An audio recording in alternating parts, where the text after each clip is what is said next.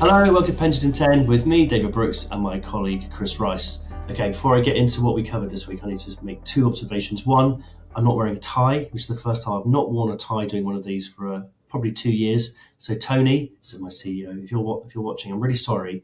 I'm in the Sheffield office today, another different background. There's a sheep here. So sorry, I had to go somewhere else. I'm in meetings today with my colleagues in Sheffield, and so I haven't gone to suit and tie. So sorry, Tony. Next week, the tie will come back. But this week, we talk about DB surpluses, the regulations that are being consulted at the moment. We talk about scams, another set of regulations that are being consulted on, and finally, GMP conversion, another set of regulations that are being consulted on. Okay, Chris, so we've been waiting for the first bit of regulation to come from the Pension Schemes Act. And the first big step in this new world is to look at DB surpluses and how they can be taken from DB schemes from an ongoing basis, so without having to wait for wind up. So the government have issued some regulations of how they expect this to work. Do you want to just take us through your initial thoughts and some of those initial points of detail? Yeah, of course. I think the first point to note is I agree it's a big step, but there's still quite a few steps to go through before anybody's going to get any money.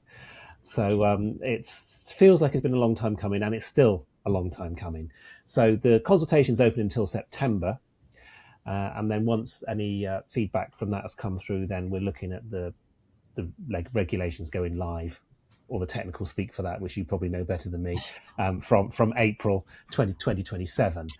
I still don't think that we're going to get too much of an idea if you read all of this about what it might look like, because a key aspect of it is the regulation is going to be given to the actuaries, and that's not going to come out until the consultation's finalised to allow them to be writing the guidance based on near final regulations.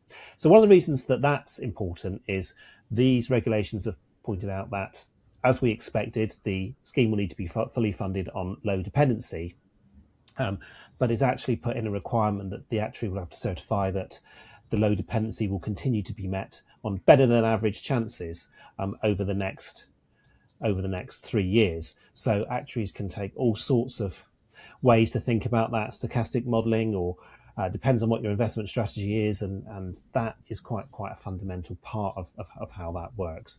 So that will be one point that the trustees can rely on, that they can feel quite comfortable in distributing the surplus, relying on the actuary to say, well, you've got a pretty good chance that if you do this, you're going to be fully funded in 3 years' time. So that gives them some reassurance. Despite that, there's a few other things that the trustees will need to consider when they go through this. As you'd expect, it's probably stating the obvious. Is it the right thing to do? How mature is the scheme? What's the employer covenant like? And there's also some guidance in there about how members will be provided, and how members should possibly get something out of it as well, which will make the decision easier. And if members are provided with some additional benefit, how that is. And there has been some talk about cash lump sums potentially rather than augmentations, which makes life easier. It's been something that's been looked at positively. It's still positive, but I don't think it's something that can be achieved easily. There'll be member communications to do, the actuary to give their certification, the trustees to go through all the governance process to be satisfied that if they're up in front of TPR, they've done the right thing. So if there's big surplus there, it's good, and it can be used for the benefit of the economy and the members and other things. But in typical pensions, it feels like it's a way off, and there's going to be some work to do to get any money out. Yeah, no, it's definitely interesting. I mean, you mentioned TPR a couple of times. They've done a bit of guidance or a statement. They sort of called it more of a statement to go with it, highlighting areas that trustees should begin to think about. And member upside seems to be a bit of a theme that's coming through.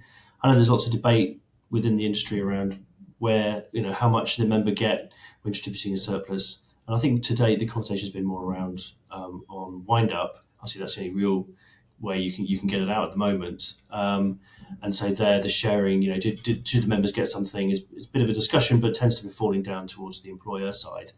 I just feel like the inference from the way the regulators talked about it, and they've got 2 case studies talking about how to go through the process, because there is quite a detailed process in the regs, like you were hinting at, around the certification and that member communication side of things. And in both cases, there was some upside sharing for the members. In one case, it's 50%. In one case, it's 25%.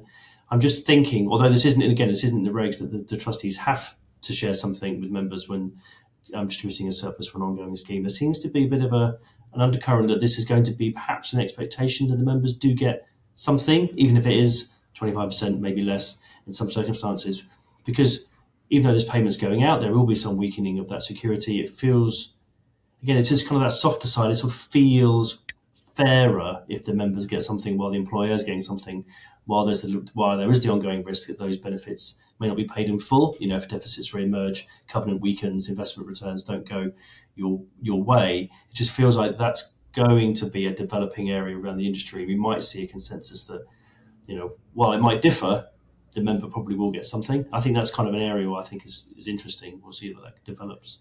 It's a low risk industry in general, isn't it? The lawyers, the actuaries, the trustees, and it makes just everything a lot easier to give them the beneficiaries something at the same time that the sponsor may get something. Yeah. So definitely, as you say, one to keep a watch on. So this is going to, these regs won't be enforced until the earliest until April 27, as you say. FLC guidance, there'll be TPR. Obviously, any feedback, we'll be responding to the consultation. So we'll see what areas we can see what could be improved to get those outcomes that are right for employers and the trustees and the members. And I think it might be worth me just adding something on buyouts, because I always do. And I think that this doesn't really necessarily change anything. My view has always been run on versus buyout isn't binary. I think it's run on until buyout. No scheme's going to run on until maybe there will be one, but until one member's left and they pass away. And those schemes that are in a healthy position are looking to see how this turns out are in exactly the same place this week as they were last. No particular rush to buy out. Potential access of surplus is good. Let's carry on and run the scheme on and see how things go. And at some point, insurance will be right for us and we'll keep an eye on it.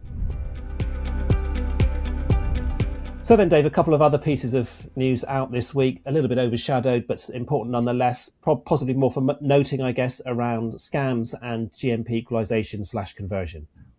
Yeah, that's right. So we've got some amendments to the transfer regulations. So as your listener will remember, 2021, we had some changes to the way that transfers operate to try to reduce the risk of scams, introducing the red flags and amber flags, and different aspects of the transfer process would raise those flags, and different actions either stop the transfer, red flag, amber flag, go and have an appointment with the money helper service.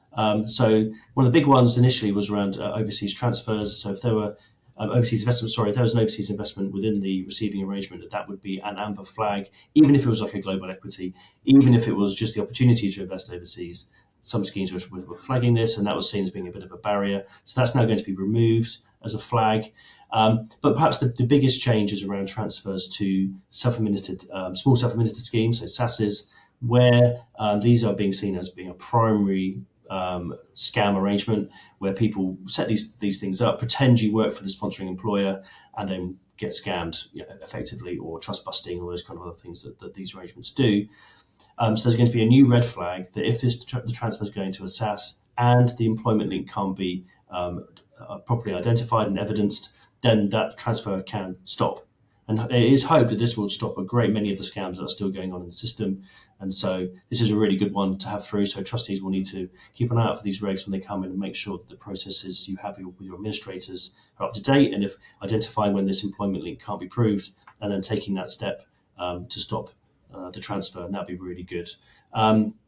There's a further change as well, that if a trustees can be assured that the receiving scheme is a reputable arrangement. That's often in speak marks, so we might need to sort of think about what that means and how you measure that. But effectively allowing schemes to create a clean list of receiving schemes. So in those cases, there'll be no need for all the flags and things. If it's going to a well-known, I was going to name a name, I won't name it, but a well-known pension provider that you're confident is them, say it's Nest. It's Nest, it's going to Nest. Do we need to do any of the other stuff? Almost certainly not.